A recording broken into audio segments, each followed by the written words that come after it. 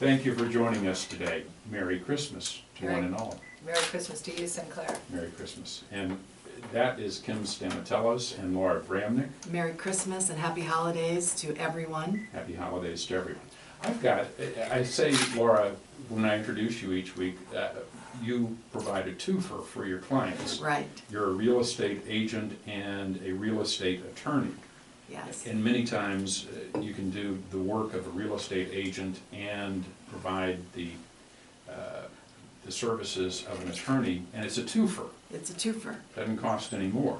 Correct. But today we got two attorneys. We have two attorneys. It Yes. really is a twofer. My friend Kim's in town, and she has so much to share on what's going on in the world of compassionate lawyering and mediation and collaborative law that I want to take an opportunity to so she can share all her great knowledge and experience. And I've had the chance to meet Kim in the past. Kim Stamatelos is a mediator. That's correct. And also you teach at Drake University in Des Moines. Yes, at the law school. And you're also an author. That's correct. In fact, that's what we talked about last time we talked was your recent book, The Compassionate Lawyer. Right. Which, of course, is the greatest oxymoron for a title you could ever come up with, right? Yes, it's an attention grabber. It is. Because we don't often think of lawyers as being compassionate. We think of the adversarial side of the legal profession. That's right. And in fact, a lot of the speeches that I'm doing now are titled around the concept, can you be compassionate and still be effective as a lawyer? Or does that make you sort of a wimp? And obviously, no, it makes you a more dynamic lawyer, a more effective lawyer to be compassionate, because compassion simply means recognizing the suffering of another and doing what you can to alleviate that suffering. And yet we still have a very adversarial legal system. We do, but you know what? I'm inspired and encouraged by what I see with the law students, because the younger lawyers see things differently. And before they get out in the practice and get tarnished, if you will, by the ways of the practice, they're inspired to higher heights. And so I'm really excited about the future of the legal profession. Is it just that they are idealistic students, or is it, you think, perhaps a change in where the legal profession will be going? I think it's both. I think they're idealistic young people who set out to do something great in their life. And I think that nobody's giving them permission to think like that. And nobody's inspiring them to be able to do what they need to do. And so now that we're giving them a different message and saying, no, you're right, and how can we drive the legal profession in that area, they are getting on board and really excited. So. And you are a mediator. That's correct. Explain to us what a mediator is and what you do.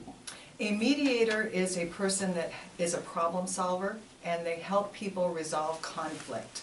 The mediator sits as a neutral third party who facilitates discussion between the parties in conflict and then helps the parties themselves find the resolution and then brings it up to the surface and helps them craft an agreement that they can then move forward with their lives. So the mediator doesn't make the decision. The mediator assists the parties in being able to make their own decisions. What if they don't make that decision? Then they certainly have the ability to go to court. And yeah, people get mixed up between mediation and arbitration. Right. A lot of people use those words, you know, as the same. And arbitration is really an adversarial process. So a mediator really wants to try to find common ground. And they're trained and skilled at listening kind of to the unspoken issues. You know, it's easy for somebody to make a list and say, okay, you guys match here, here, and here.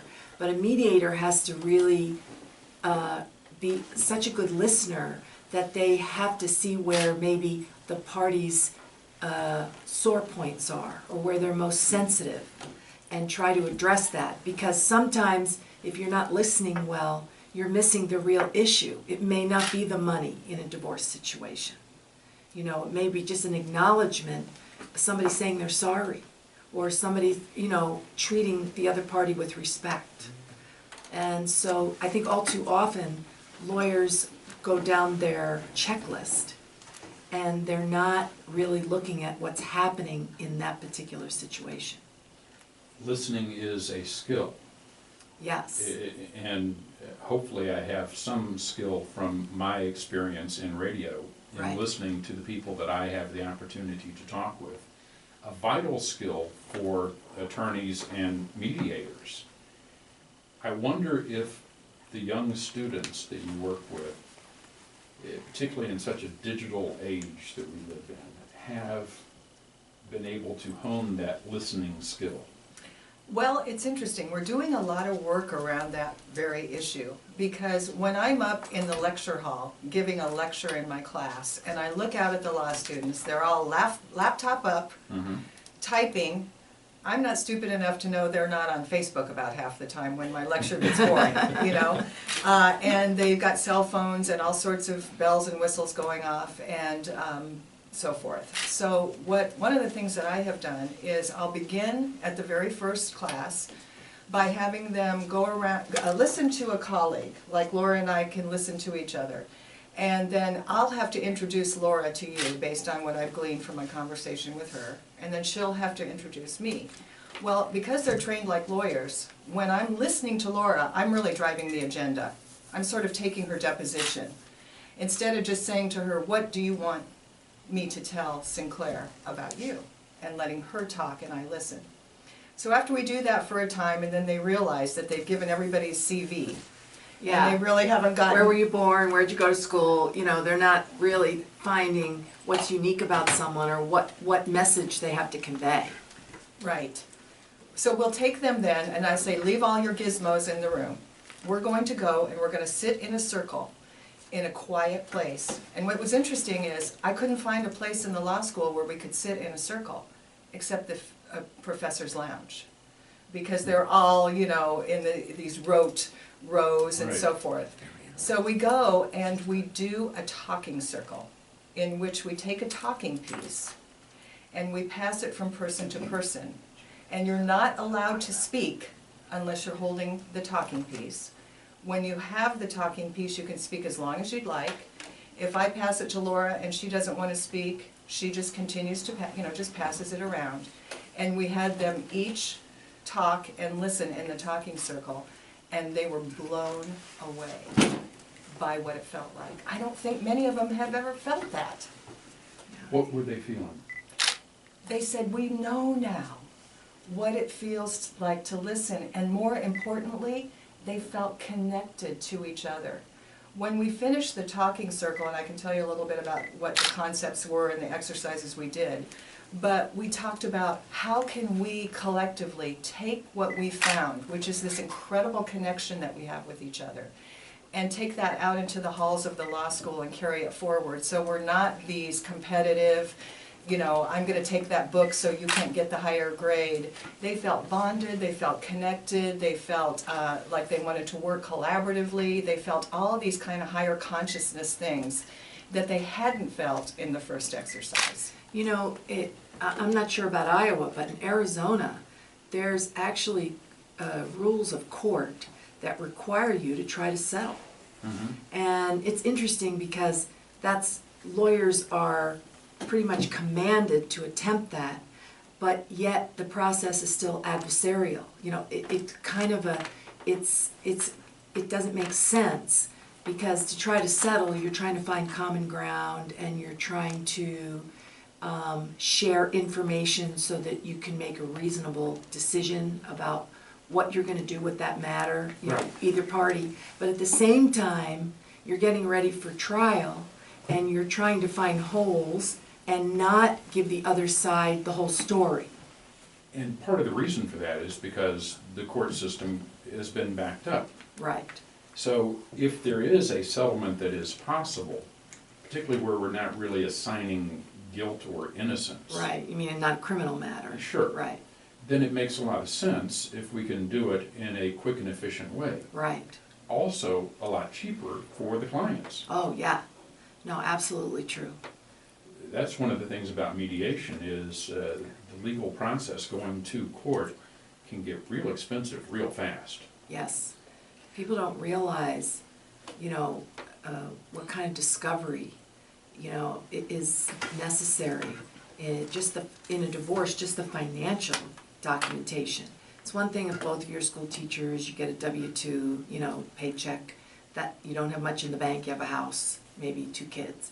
But it can get more complicated if you're self-employed, if you've been married and divorced prior, you have alimony commitments and child support commitments to other families. There's lots and lots of issues that come in. And also if you have a pension plan, and if it's a defined benefit plan versus, a 401k, there's a lot of just the analysis itself is quite expensive. So mediation is a part of your practice, is it not, Laura? Yes, it is a part of my practice. In fact, the Arizona Association of Realtors purchase contract, which is the one I use, I've talked about it before. I do make it unique, but I do like the basic template. It requires mediation if the parties get into conflict before either party can file with the court. The other aspect of mediation and these other types of problem solving, let's look at it more as a broader issue, as a societal issue. How do we just in our day-to-day lives resolve conflict? We resolve it based on what we see on reality shows. We resolve it based on ways that we've done it traditionally. Who really is teaching people in society to have a higher consciousness when it comes to resolving conflict, to listen, to hear the other person's heart, their needs, their fears, their interests, to do something where we're taking the time to actually effectively resolve disputes? Who better to demonstrate that better way of resolving conflict than lawyers? They are respected, they have wisdom, people in society view them as important people. If we begin to demonstrate to them how to do business like this, how to resolve conflict like Laura has just described, we have the ability to influence a world-changing dynamic. Instead, what we're demonstrating to them is, let me cut you off at the knees. If we're going to go fight over kids, let me put in enough evidence to tell why the other parent is crazy and shouldn't have their child, and so forth. If we, as a collective profession, will say, wait a minute, that's not the way to do it. Well, let's do it this way. We can change the world. And I think when I talk about that to the law students and then show them that, they get very excited about the future. I read your book, The Compassionate Lawyer. Your father was an attorney. Mm-hmm. Your father was a problem solver Correct. In the community. Yes. For a variety of different people. They would come to him to find some resolution. This is probably before there was such a thing officially as a mediator. That's exactly right. They just knew if they had an issue that he was smart and could do what he needed to do to help them make a phone call, do whatever, and move forward. We're talking with Kim Stamatelos, the author of The Compassionate Lawyer. She is a mediator, and she also teaches at Drake University. And of course, Laura Bramnick, our regular guest on Thursdays from TalkRealEstateAZ.com. TalkRealEstateAZ.com. We'll continue our conversation in just a moment.